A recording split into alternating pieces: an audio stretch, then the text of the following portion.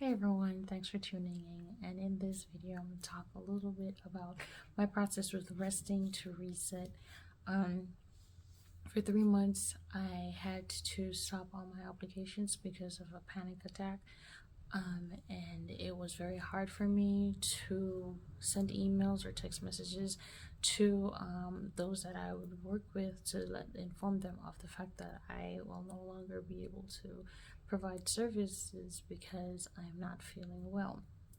Um, all of this was very hard for me, so it may seem like it was counterproductive because I was overthinking about the fact that I can't do what I usually could do, so it did bring on a little bit of stress. But thankfully, with the support of friends and family, I was able to pull through. I am back at work now, so I'm able to slowly take on back certain responsibilities or certain tasks or obligations that I previously had.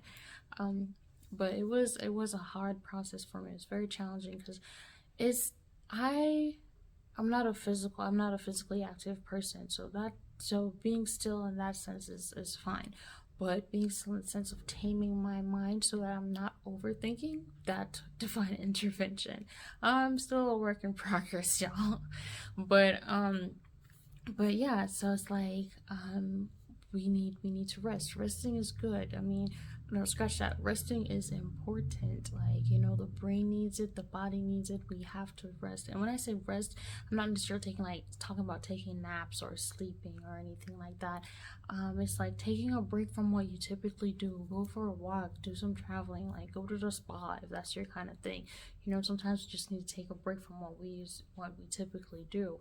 And when I think about rest, like the scripture from Genesis 2 verses 2 comes to mind, where it says, "And on the seventh day God ended his work which he had made, and he rested on the seventh day from all his work." I mean, he's God. He didn't need to rest, but he gave us an example that we need to take breaks after we do all of our work. We need to take breaks, because if we don't, we'll send ourselves in overdrive and end up with in burnout. And burnout is a mental and physical exhaustion, and it takes a toll on your body. It's like you don't even know who you are in that, and when you're in that position, and that can actually lead into depression, which is also not good. So it's like, when you think about burnout, like, to me, it's like how the car is like just burning, like the tires are going but it's not moving anywhere, and there's smoke everywhere. So that's what comes to mind when I think about burnout, and that's how it is on the physical body, because like you're not doing anything, you that's productive. You feel down, and you feel like you're just exhausted, like you can't go any further, and everything feels like it's blowing up all around you. So, friends, family, we need to take breaks. We need to take care of our bodies. We need to take care of our minds. I had to learn the hard way, because, as I mentioned, like, I had so many obligations going on, and I was not taking care of myself. I wasn't exercising. I wasn't hydrating as I should. I wasn't sleeping as I should. So because of that, like, those things that I should be doing, and the additional workload on my mind, that kind of like caused me to get stressed out.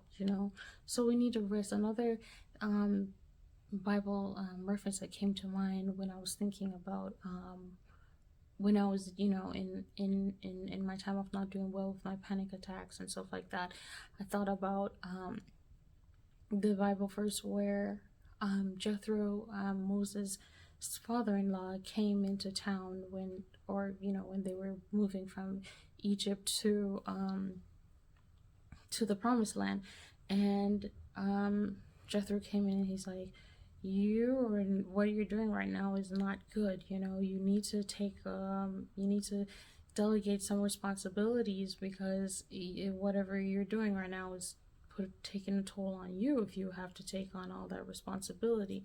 And this is taken in Exodus 18 17 through 18, where it's like Moses was like doing all the judging, or making sure that everybody was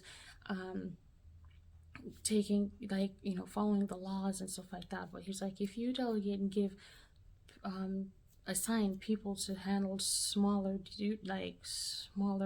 problems, then if it's and then he can put the bigger problems to you, Moses, and then you can take it to God, so that you don't have the burden of listening to all the problems that the Israelites had and stuff like that.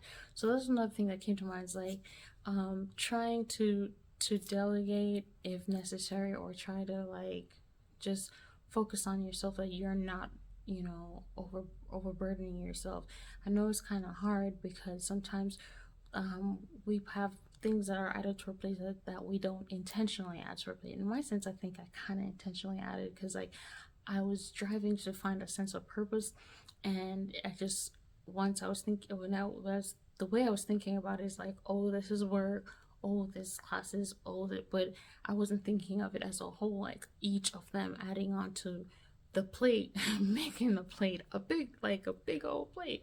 I was just thinking of, oh, this is a slice, and I'm focusing on that. Oh, this is another slice.